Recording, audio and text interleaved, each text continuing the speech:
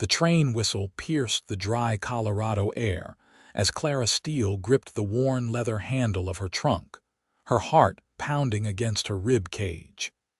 Through the window, the small frontier town of Las Animas materialized from the dusty landscape. This was it, the place where her new life would begin, or perhaps where her last hope would die.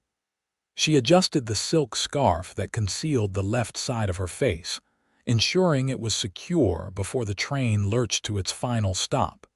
April 1878 had arrived with surprising swiftness.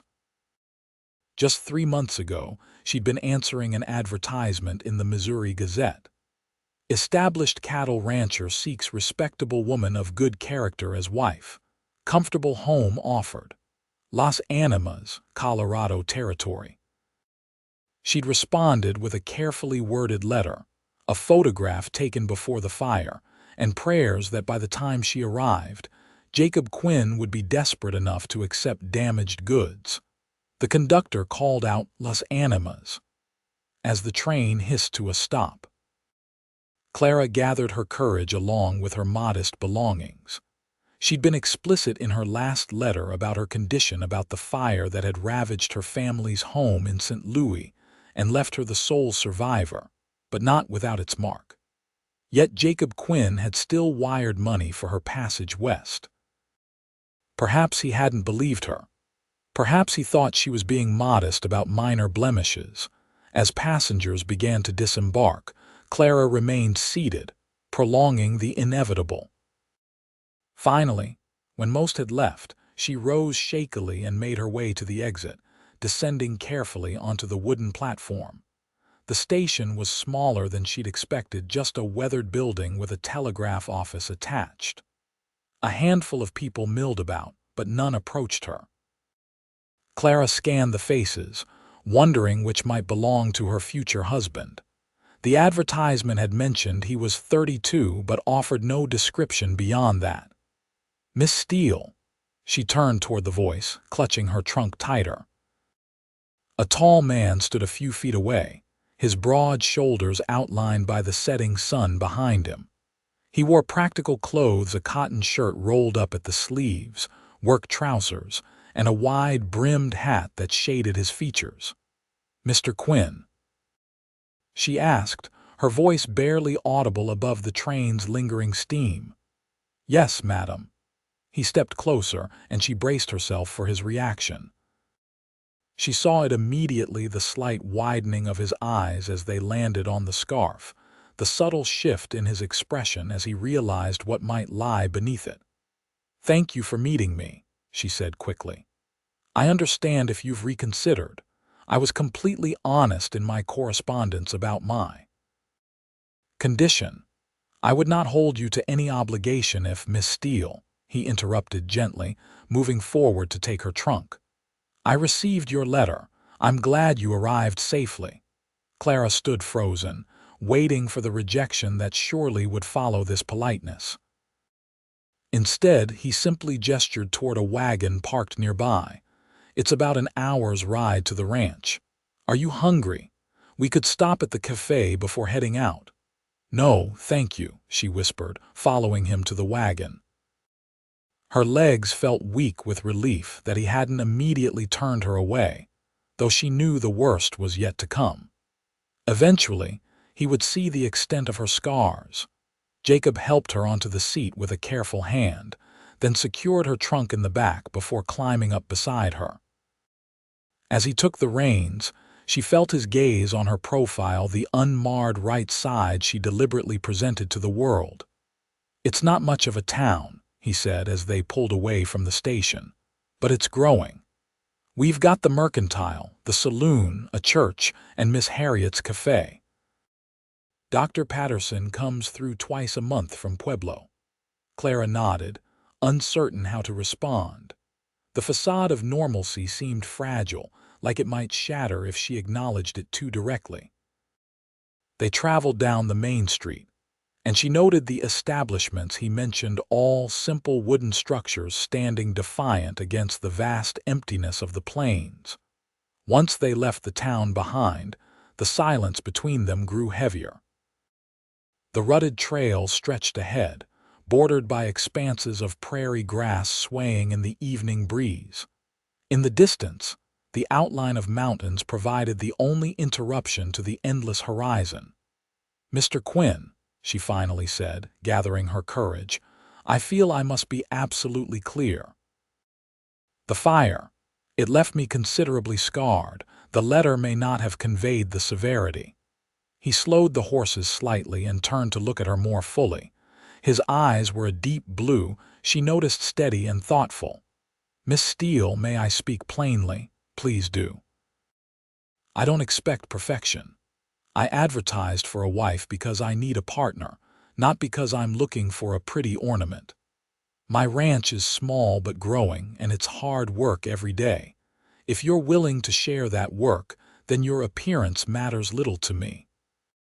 His words were practical, devoid of pity or disgust, but they didn't reassure her entirely.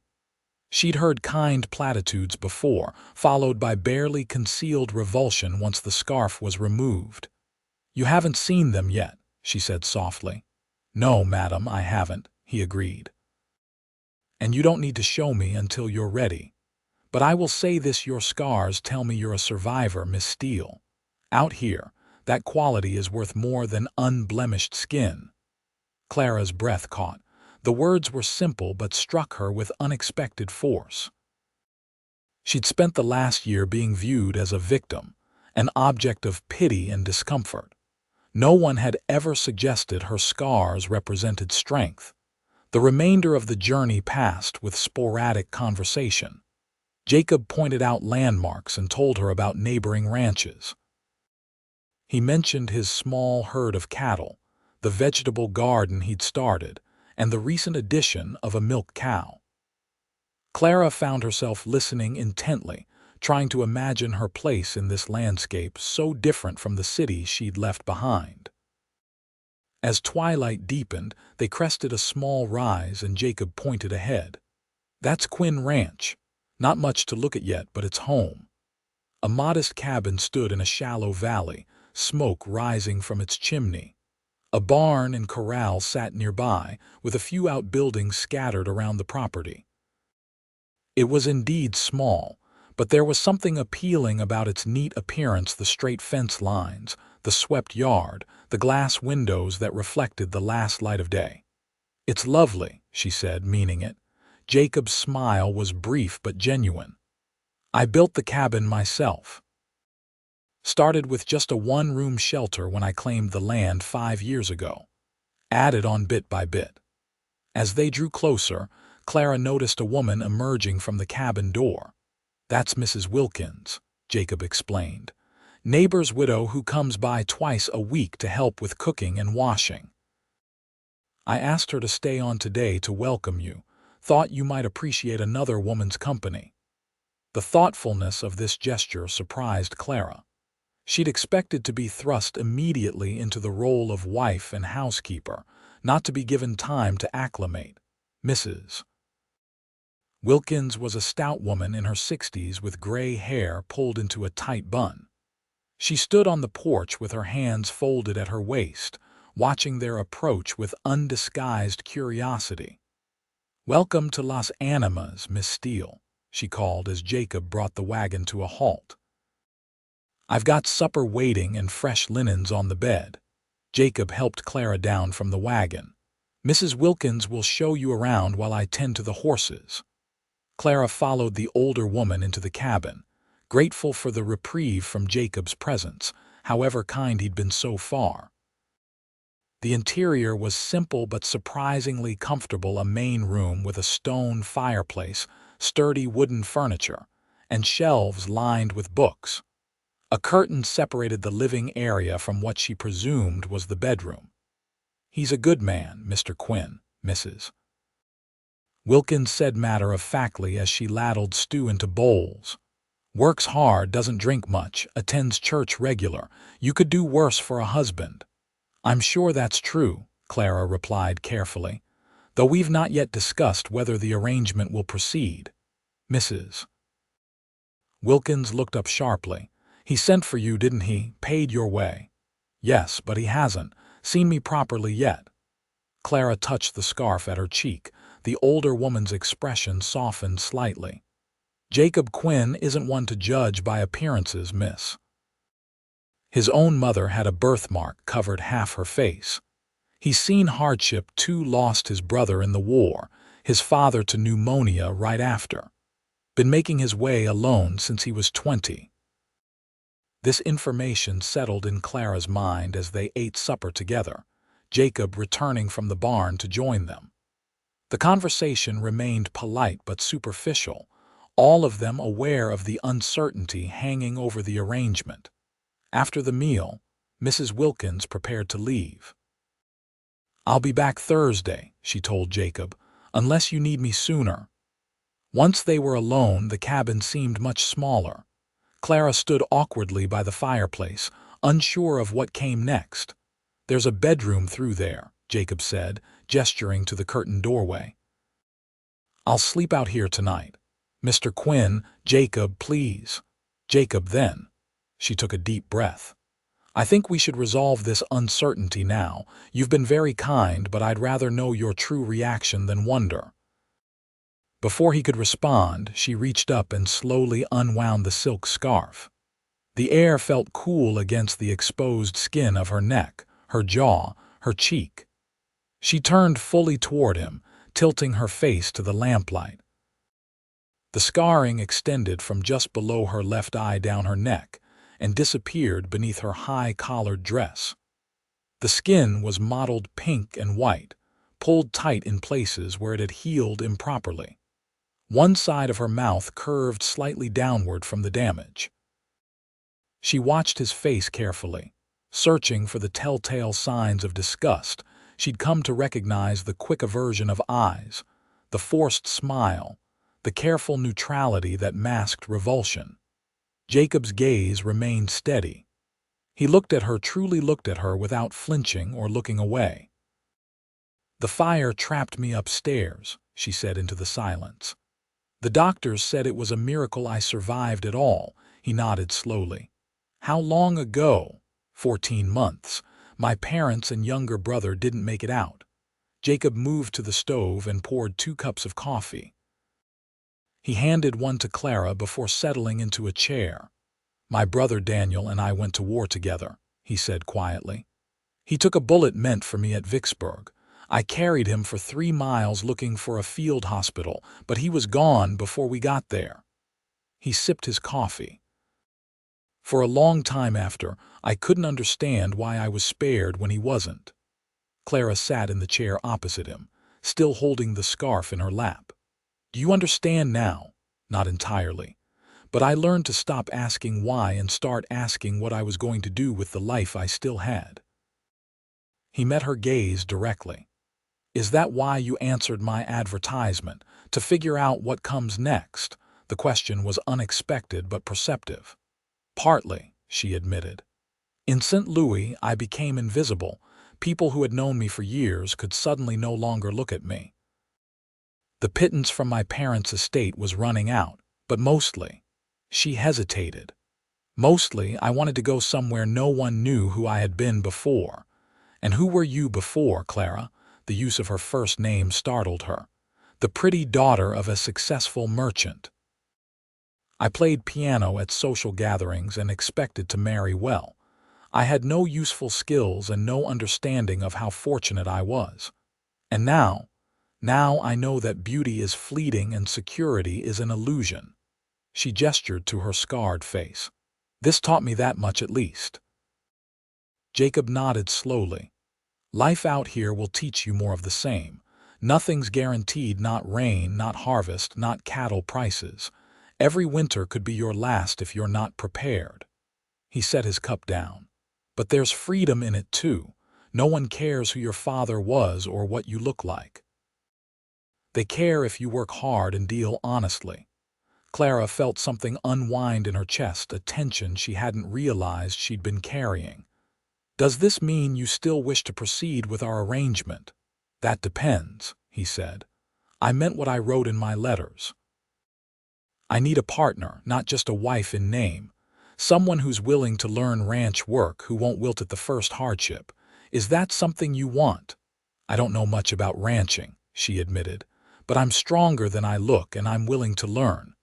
Then yes, I'd like to proceed. He hesitated. But I think we should take some time to be sure. The preacher comes through next month. That would give us a few weeks to determine if this will suit us both. Relief flooded through Clara. Not only was he not rejecting her, but he was offering her time to adjust, to be certain. That seems very sensible. Good. He stood and stretched. You must be tired after your journey. Why don't you get some rest? We can talk more in the morning. Later, lying in the unfamiliar bed with its surprisingly soft quilt, Clara listened to the night sounds of the prairie so different from city noise. The uncertainty that had been her constant companion for months still lingered, but alongside it was something new. Not quite hope, but perhaps its precursor possibility. The next morning dawned clear and cool. Clara woke to the smell of coffee and bacon. For a disorienting moment, she didn't recognize her surroundings, but then yesterday's events came rushing back. She dressed quickly in one of her plain work dresses, hesitating over whether to cover her scars. After a moment's consideration, she wrapped the scarf loosely around her neck, leaving her face exposed. If this was to be her home, hiding would only delay the inevitable. Jacob was at the stove when she emerged. He turned at her footsteps, his eyes registering the change in her appearance with a brief nod. "Morning," he said. "Sleep well." "Better than expected," she replied. "May I help with breakfast?" "Nearly done, but you could set the table if you like." "Plates are in that cupboard." They worked around each other with careful politeness, the domestic intimacy of the scene highlighting the fact that they were still strangers. Over breakfast, Jacob outlined the day ahead. "I need to check on a few calves born last week, mend some fencing in the north pasture. Thought you might want to see the property in daylight, get your bearings." Clara nodded. "I'd like that, and I'd like to understand what my duties would be, what you expect of me." "Fair enough." He wiped his mouth with a napkin. "The cattle are my main concern. I've got 40 head now, hoping to double that in the next few years. The garden provides most of our vegetables, and we trade with neighbors for what we don't grow. Mrs. Wilkins has been handling the cooking and washing, but those would become your responsibility. The cabin needs attention too. It's serviceable but hardly comfortable." "I can cook," Clara said. "And so, I helped manage our household in St. Louis, though we had servants for the heavier work." "No servants here," Jacob said with a slight smile. "Just us and occasionally hired hands during calving or branding." After breakfast, they walked the property. The morning sun illuminated the landscape, revealing its beauty more clearly than the previous evening's twilight had allowed. The land rolled gently, covered in prairie grasses that rippled like water in the breeze. To the west, the mountains rose in a jagged line against the sky. Closer, a small stream cut through the eastern edge of the property, lined with cottonwood trees. Jacob showed her the barn with its stalls for his 2 horses and the milk cow, the chicken coop where a dozen hens scratched in the dirt, and the fenced garden with its neat rows of early plantings. Throughout the tour, he explained his methods and plans with a quiet confidence that Clara found reassuring. "It's more substantial than I expected," she admitted as they returned to the cabin. "You've accomplished a great deal on your own." "Started with nearly nothing," he said. "First year, I lived in a sod house and ate more rabbit than beef. Worked for neighboring ranches to earn cash for cattle. Been building slowly ever since." Inside, Clara took stock of the cabin more thoroughly than she had the night before. The main room served as kitchen, dining area, and living space. A cast iron stove dominated one wall, with a rough-hewn table and 4 chairs nearby. A rocking chair sat by the fireplace, beside a small bookshelf filled with well-worn volumes.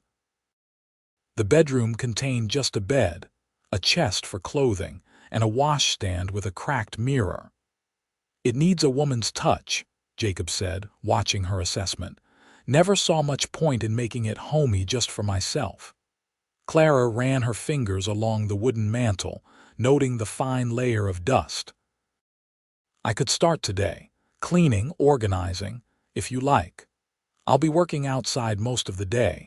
We can meet for dinner and you can tell me what else you need." After he left, Clara stood in the center of the cabin, overwhelmed by the strangeness of her situation.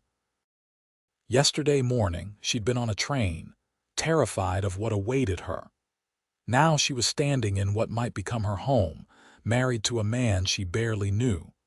The thought should have been more frightening than it was. She began with cleaning, finding satisfaction in the simple, physical work. She swept floors, dusted shelves, and scrubbed the stove until it gleamed.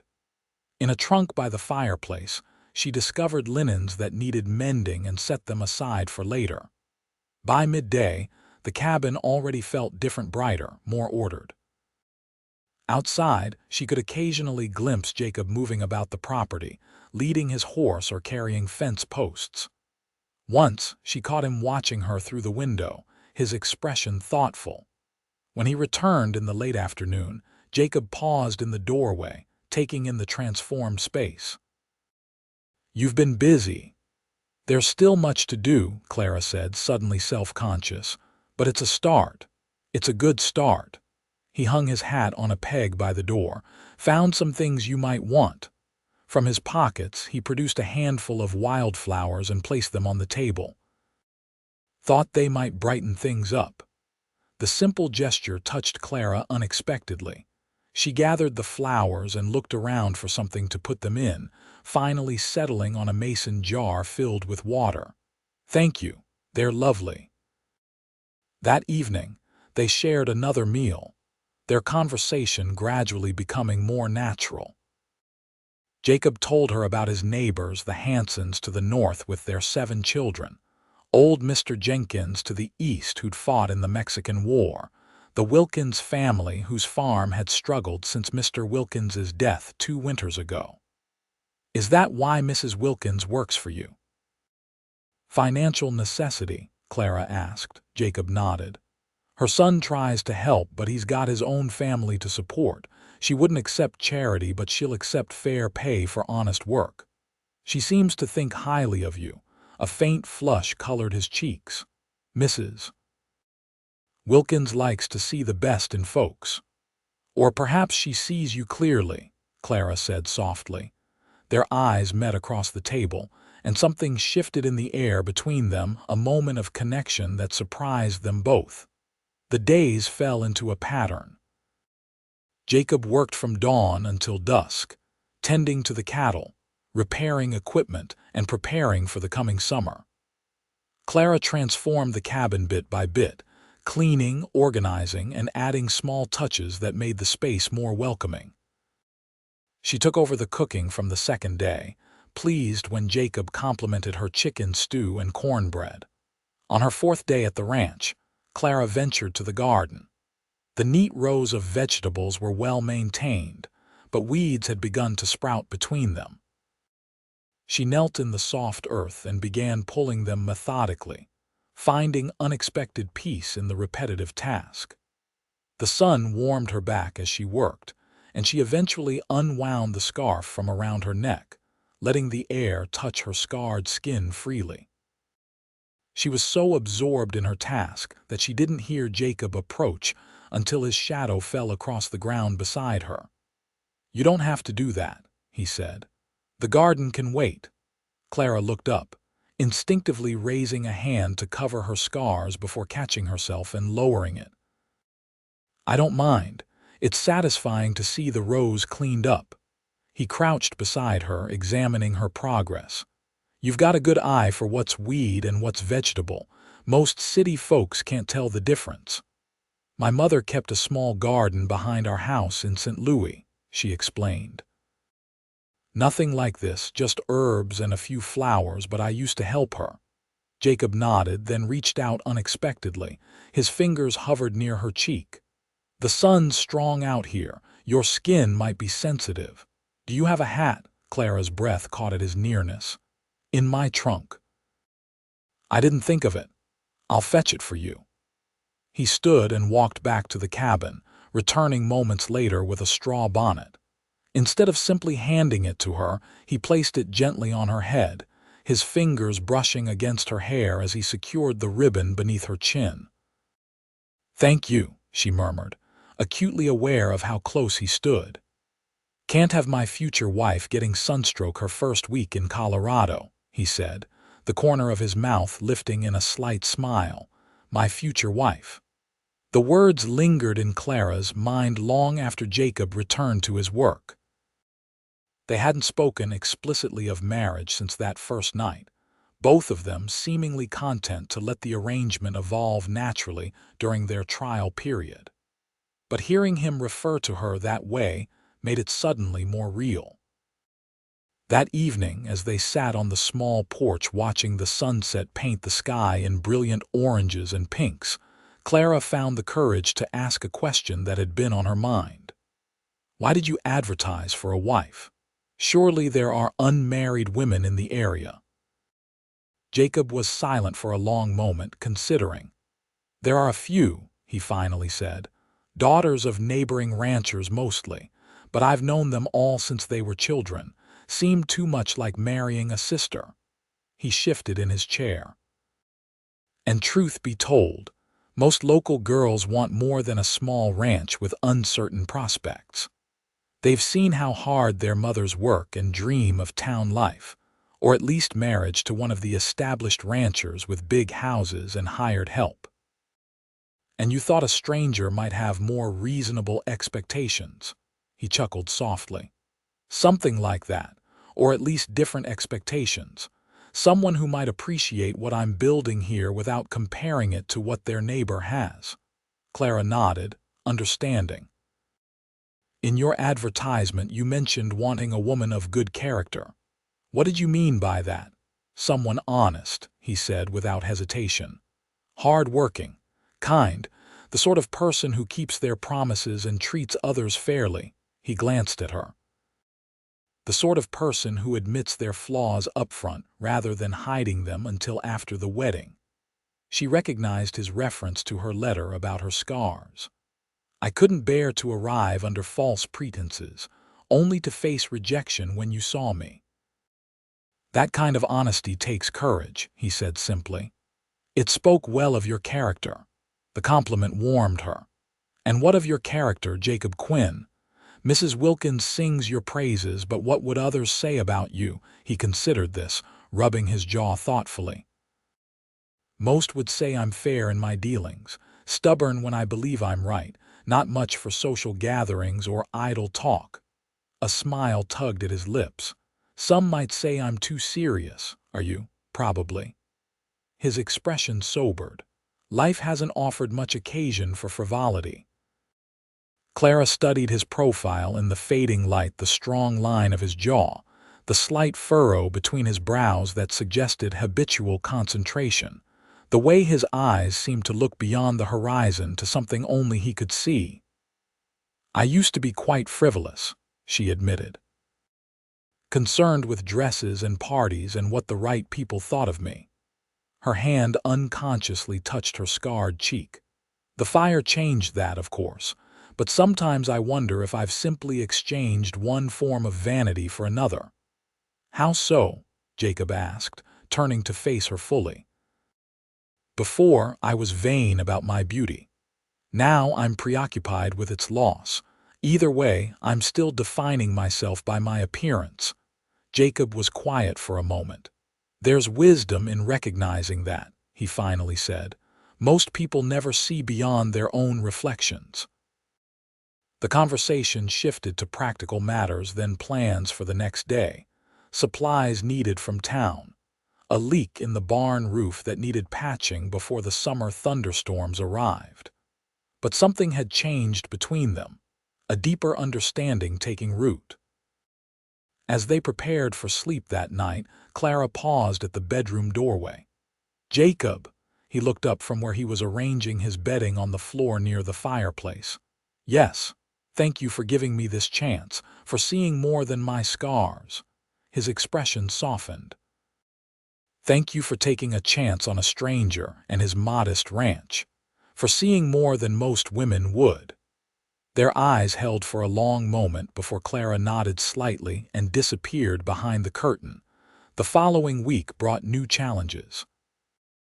A spring storm swept across the plains, dropping rain in torrents that turned the yard to mud and sent the cattle huddling beneath the cottonwoods for shelter.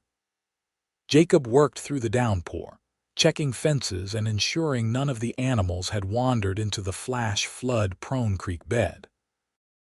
Clara worried as the hours passed with no sign of him. By mid-afternoon, when he still hadn't returned, she donned Jacob's spare oilskin coat and set out to look for him, following the fence line toward the creek. She found him half a mile from the cabin, struggling to free a calf caught in mud near the swollen stream. The rain had plastered his shirt to his back, and his hat dripped water steadily as he worked to pull the frightened animal free. "Jacob," she called over the storm's noise. "Let me help." He looked up, surprise evident on his face. "Clara, you shouldn't be out in this." "Neither should you," she countered, slogging through the mud to reach him. "What can I do?" After a moment's hesitation, he gestured to the rope he'd looped around the calf's chest. "Take this end and pull when I say. I'll try to lift him from behind." Together they strained against the mud's powerful suction, Clara pulling until her shoulders burned with the effort.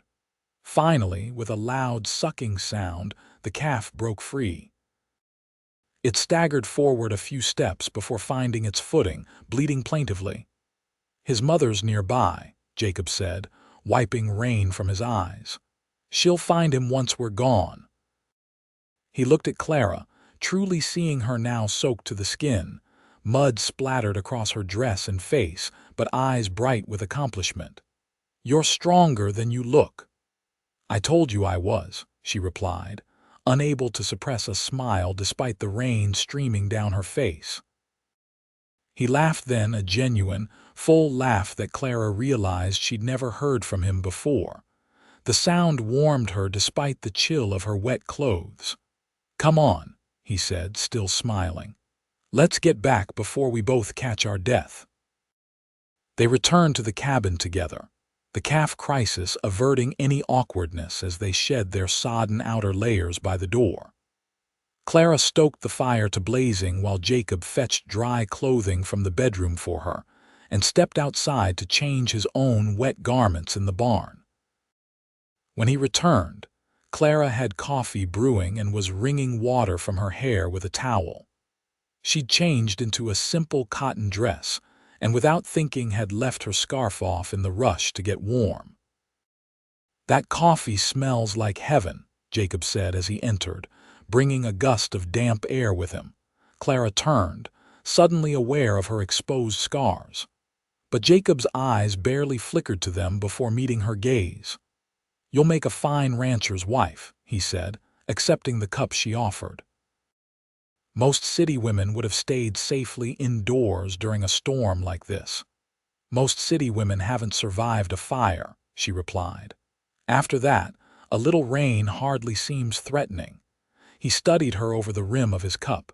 "You really aren't afraid of much, are you?" The question gave her pause. "I'm afraid of plenty," she admitted. "Rejection, failure, being pitied rather than respected." She looked down at the coffee in her hands. "But physical danger, no, not anymore. The worst already happened and I survived it." Jacob moved closer, setting his cup on the table. Slowly, telegraphing his intentions to give her time to step away, he reached up and gently traced the line where her scarred skin met the smooth. His touch was feather-light, almost reverent. "Your scars tell me you're a survivor, Clara," he said softly, echoing his words from their first meeting. "Today showed me you're also brave and strong-willed. Those are rare qualities, especially out here where life tests you daily." Clara stood perfectly still, afraid to break the spell of the moment. His fingers were calloused but gentle against her cheek. No one had touched her scars like this, as if they were simply another part of her, neither frightening nor repulsive. "The preacher comes next week," Jacob said, his hand still cradling her face. "Are you still willing to marry me?" "Yes," she whispered without hesitation. "Are you still willing to marry me?" "More than willing," he replied, his voice deep with emotion. "I'd be honored." The moment stretched between them, charged with newfound understanding. Then, with careful deliberation, Jacob leaned forward and pressed his lips to her forehead in a gesture that was part blessing, part promise. That evening marked a turning point. They spoke more freely over dinner, sharing stories from their pasts and dreams for the future.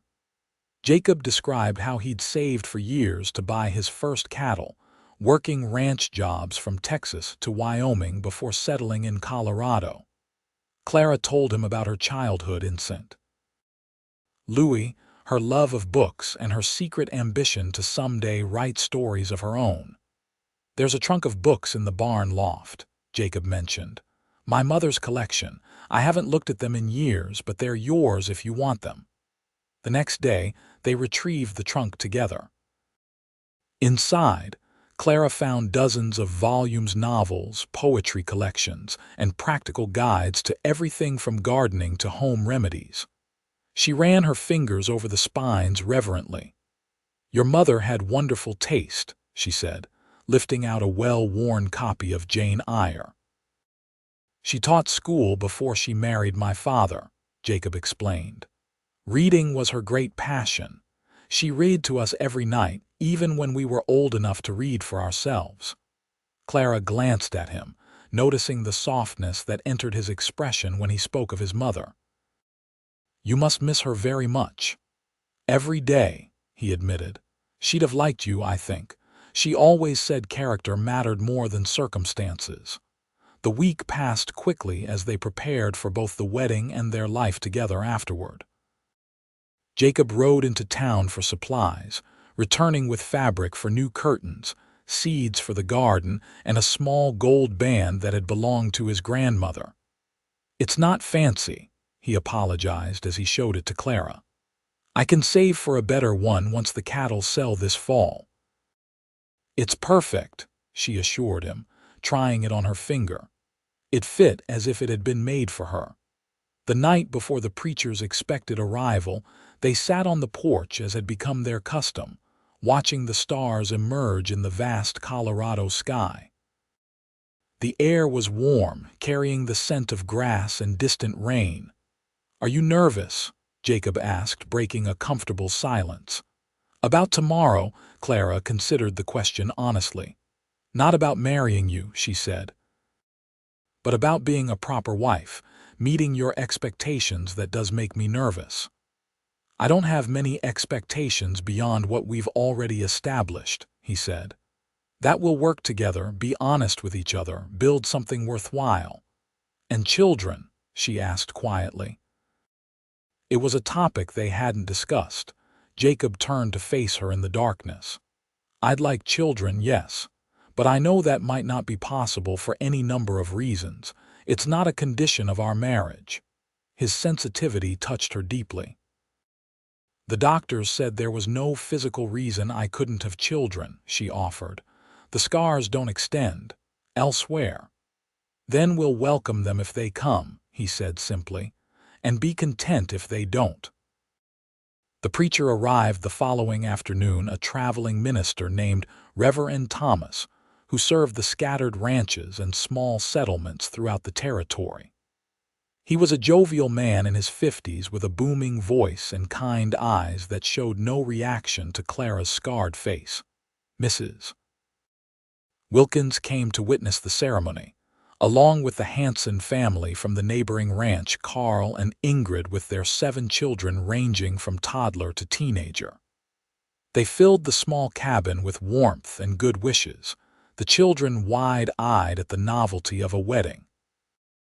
Clara wore her best dress, a navy blue cotton with white trim at the collar and cuffs. She'd spent the previous evening mending and pressing it, wanting to look her best, despite knowing her appearance would never be conventionally beautiful again. She wore her hair loose around her shoulders, something she hadn't done in public since before the fire. Jacob, for his part, had shaved carefully and donned a clean white shirt with his best trousers. His hair, usually tousled by wind and work, was neatly combed, and he'd polished his boots until they gleamed.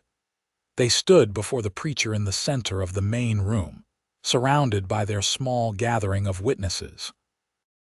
The ceremony was brief but meaningful, with Reverend Thomas speaking about partnership, perseverance, and faith, all qualities needed for marriage, especially on the frontier. When Jacob slipped his grandmother's ring onto Clara's finger and spoke his vows in a clear, steady voice, she felt a surge of emotion so powerful it nearly overwhelmed her. This man, this kind, honorable stranger who had become so much more in such a short time, was promising himself to her without reservation. "I now pronounce you husband and wife," Reverend Thomas declared. "Mr. Quinn, you may kiss your bride." A moment of uncertainty flickered in Jacob's eyes, and Clara understood his hesitation. He wasn't sure if she would want a public kiss on her scarred mouth. In answer, she stepped forward and lifted her face to his, a clear invitation. His kiss was gentle but firm, his hand coming up to cradle her face just as it had during the storm. When they parted, his eyes held hers with a warmth that promised much more to come. The small gathering celebrated with a feast prepared by Mrs. Wilkins and Ingrid Hansen, roast chicken, fresh bread, early vegetables from the garden, and a special cake made with precious sugar saved for the occasion. The children presented Clara with a bouquet of wildflowers they'd gathered that morning, and Mr. Hansen offered a toast to the newlyweds' health and prosperity. By the time their guests departed as evening approached, Clara felt a sense of belonging she hadn't experienced since before the fire. These people had welcomed her without judgment or pity. They had accepted her as Jacob's wife, as a new member of their small community. When the last wagon disappeared down the trail, Jacob turned to Clara, suddenly looking less certain than he had all day. "Well, Mrs. Quinn," he said, her new name sounding both strange and right on his lips. "It's been quite a day." "Yes, it has," she agreed, aware of the shift in their circumstances. Until now, there had been a clear boundary between them, his space and hers, his future and hers. Now they were truly sharing both. The evening stretched ahead, filled with unspoken questions about how they would navigate this new intimacy. Jacob seemed to sense her thoughts. "I meant what I said during our vows," he told her, taking her hands in his. "I'll be patient and considerate." "Nothing needs to happen that you're not ready for." Clara squeezed his hands gratefully. "Thank you. It's not that I don't want. That is, I'm not unwilling." She faltered, embarrassed by her inability to express herself clearly. "We have time," Jacob said gently. "All the time we need to learn each other." That night, they shared the bed for the first time, lying side by side in the darkness with a careful space between them. Clara was acutely aware of Jacob's presence, his steady breathing, the warmth radiating from his body, the faint scent of soap from his evening wash. "Jacob," she whispered after several minutes of silence, Would you hold me?" Without a word, he turned toward her, drawing her gently into his arms. She nestled against his chest, her head tucked beneath his chin, and felt the last of her tension melt away. This was enough for now, this comfort, this safety, this promise of more to come when they were both ready. As spring melted into summer, their relationship deepened alongside their partnership on the ranch.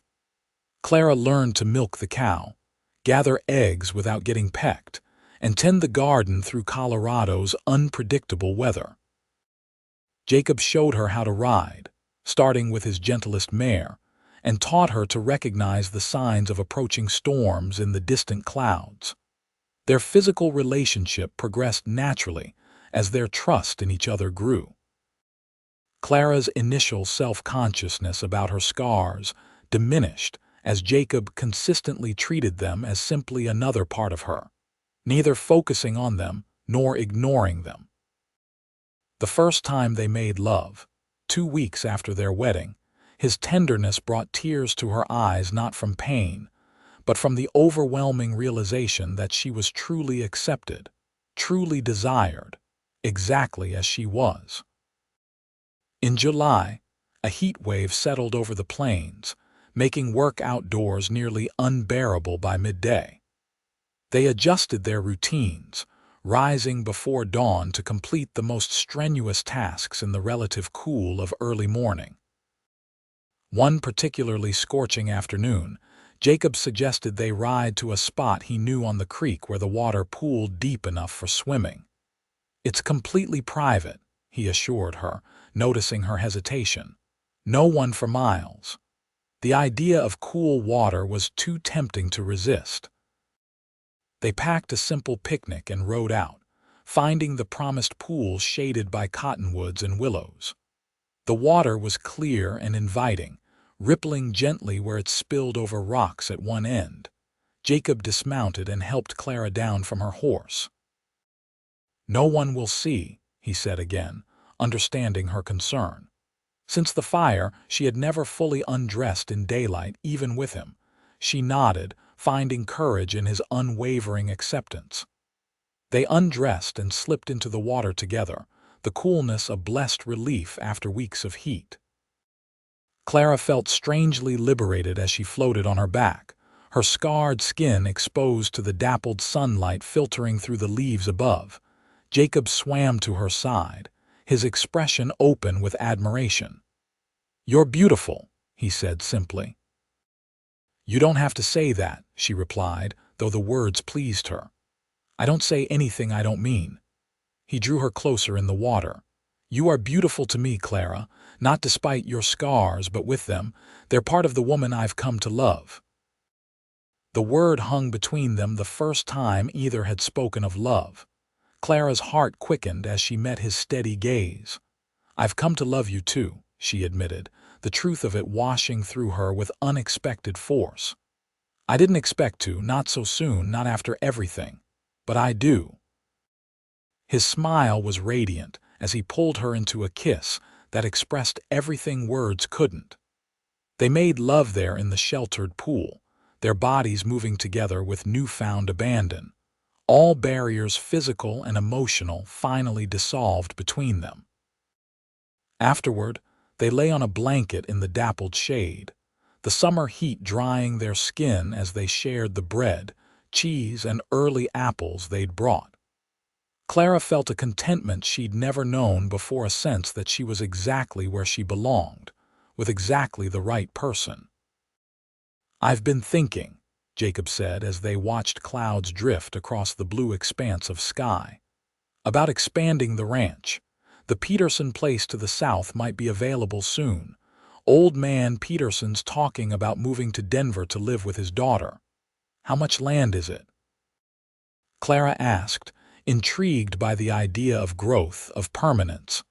"Another 160 acres with good water access. It would allow us to increase the herd significantly." He turned to look at her. "But it would mean more work, more investment before we'd see returns." "Do you think we could manage it together?" he smiled. "I think we could manage just about anything." The confidence in his voice made her feel 10 feet tall. From a man who measured his words carefully, who never exaggerated or offered false praise, such faith was a precious gift. As they rode home in the golden light of late afternoon, Clara looked at the land around them with new eyes, not as a stranger's property that she happened to inhabit, but as home. Her home. Their home. The place where they would build their future together. August brought the cattle drive to market in Pueblo, a nerve-wracking time as Jacob's entire year's profit depended on the prices he could secure. Clara stayed behind to manage the ranch, her first time alone since her arrival. The days stretched long without him, but she found satisfaction in handling everything successfully, keeping the garden producing despite a plague of grasshoppers, nursing a sick chicken back to health, even mending a section of fence that came down in a windstorm. When Jacob returned after 10 days, his face told the story before he spoke. The drive had been successful, the prices better than expected. He swept Clara into his arms as soon as he dismounted, spinning her around in the yard while she laughed with surprise and delight. "We did it," he said, setting her down but keeping his arms around her waist. "Got top dollar for every head, enough to put a down payment on the Peterson place if we're careful with the rest." That night, as they celebrated with a special dinner and the bottle of wine Jacob had brought back from town, Clara shared her own news. "I think I'm with child," she said quietly, watching his face for his reaction. "I'm not entirely certain yet, but I'm late, and I've been feeling different." Jacob's expression transformed with wonder. He reached across the table to take her hand. "A baby already?" she nodded, suddenly nervous. "Is it too soon?"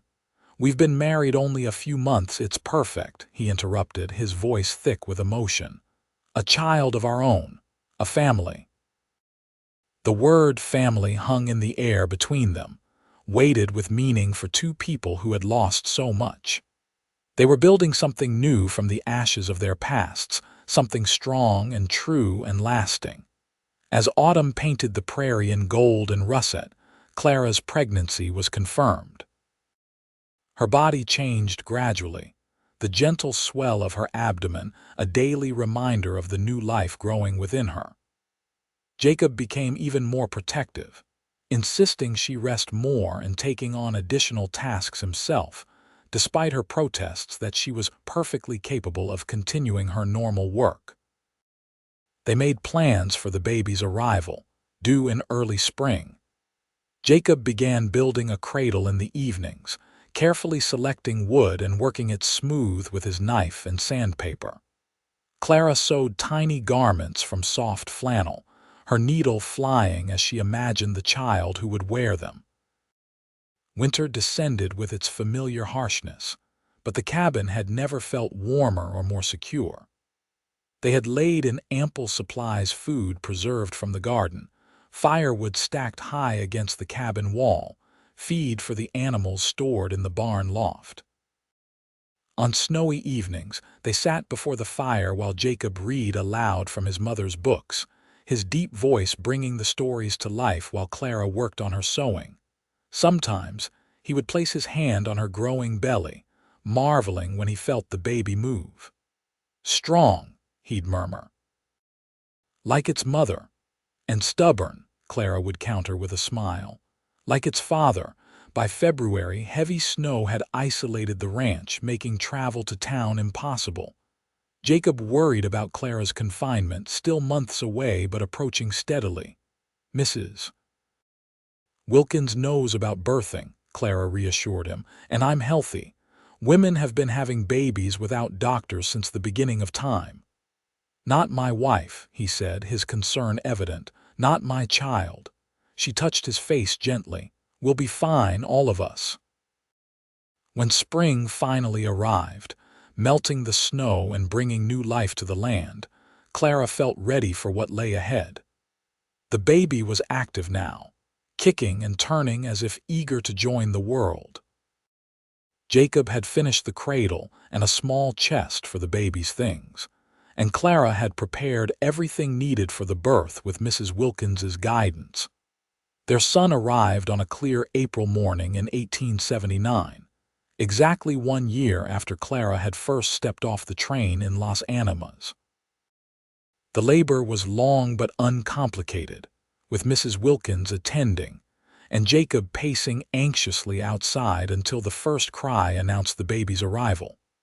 When he was finally allowed in, Jacob approached the bed with reverence, gazing down at Clara and the small bundle in her arms with undisguised awe. "A boy," Clara said softly, pulling back the blanket to reveal a perfect, pink face with a shock of dark hair. "I thought we might name him Daniel after your brother. Daniel James Quinn." Jacob's eyes filled with tears as he gently took his son into his arms. "Daniel," he repeated, his voice breaking slightly. "It's perfect." As he cradled their child, Jacob sat carefully on the edge of the bed beside Clara. "Thank you," he whispered, leaning down to kiss her forehead, "for coming west, for taking a chance on a stranger, for this family we've made." Clara reached up to touch his cheek, her heart so full it seemed impossible to contain all she felt. "Thank you for seeing me when others couldn't, for loving me as I am." "Your scars told me you were a survivor," Jacob said, echoing the words that had begun their journey together. "But they didn't tell me how brave you were, how kind, how strong." He looked down at their son, then back at her with eyes full of love. "They didn't tell me you would become everything to me." Outside, spring sunlight bathed the ranch in golden light. The cattle grazed in distant fields, new calves at their sides. In the garden, early shoots pushed through the soil, promising another season of growth and abundance. The future stretched before them, uncertain in its details, but secure in its foundation of love, respect, and shared purpose. Clara Quinn, once a scarred and frightened mail-order bride, had found not just acceptance but genuine love. In the vast openness of the Colorado frontier, she had discovered the truth that sometimes the greatest journeys begin when we have nothing left to lose, and that sometimes the deepest scars lead us to our most profound healing. As she drifted to sleep with her husband and son beside her, Clara knew with absolute certainty that she was home at last. 5 years later, the Quinn Ranch had grown into one of the most prosperous in the area. The purchase of the Peterson land had been just the beginning. Through careful management and hard work, Jacob and Clara had expanded their operation to include not just cattle but horses as well, with Jacob developing a reputation for breeding and training some of the finest stock in the territory. The cabin had expanded too, with Jacob adding 2 more rooms, one for Daniel and another for his sister Emma, born 2 years after her brother. A proper front porch now wrapped around the house, complete with the rocking chairs Clara had always wanted. Inside, the original spaces had been refined with proper plastered walls, glass windows with actual curtains, and furniture Jacob had either built himself or traded for with neighboring craftsmen. Clara's garden had become legendary in Las Animas County, providing not just vegetables for their table but medicinal herbs and flowers that brightened the house year-round. She had started a small side business selling preserves and dried herbs in town, her jars labeled with hand-drawn designs that had become instantly recognizable. But perhaps the most significant change was less visible. Clara no longer wore scarves or high collars to conceal her scars. She moved through the world with quiet confidence, her head held high whether at church, at the mercantile, or at the county fair where her preserves regularly won blue ribbons. The stares that had once wounded her now barely registered. What mattered was the respect she'd earned through her own merits. On the anniversary of their wedding, Jacob still brought her wildflowers, and they still rode occasionally to the swimming hole that had witnessed their first declaration of love. Their life wasn't perfect. The drought of 1881 had nearly broken them, and they had lost a baby between Emma and their youngest, Thomas, but it was rich with meaning and purpose. "You ever regret it?" Jacob asked her one evening as they sat on the porch watching their children play in the yard. Daniel, now 5, was showing 4-year-old Emma how to throw a lasso, while 2-year-old Thomas toddled after them, determined not to be left out. "Regret what?" Clara asked, though she knew what he meant. "Coming west, marrying a stranger, trading city life for all this." He gestured to the vast landscape around them, beautiful but demanding. Clara considered the question seriously, as she did all questions from her husband. "Not for a moment," she finally said. "Even in the hardest times, I've never wished myself back in St. Louis." Jacob reached over to take her hand, his palm still calloused from daily work but gentle against her skin. "I thank God every day for whatever courage led you to answer that advertisement." "It wasn't courage," Clara admitted with a small smile. "It was desperation. But sometimes, I think the two look remarkably similar." He laughed, the sound still her favorite in the world. "Either way, it brought you to me, and that's all that matters." As the sun set over the Colorado plains, painting the sky in spectacular shades of pink and gold, Clara Quinn watched her children playing and felt her husband's hand warm in hers. The scars that had once defined her had become just one part of a much larger story, a story of love that saw beyond appearances, of strength discovered through adversity, and of a life built choice by choice, day by day, into something beautiful and enduring. She had come west with nothing but a trunk full of clothes and a heart full of fear. She had found not just survival, but joy, not just acceptance, but love. And in the end, that had made all the difference.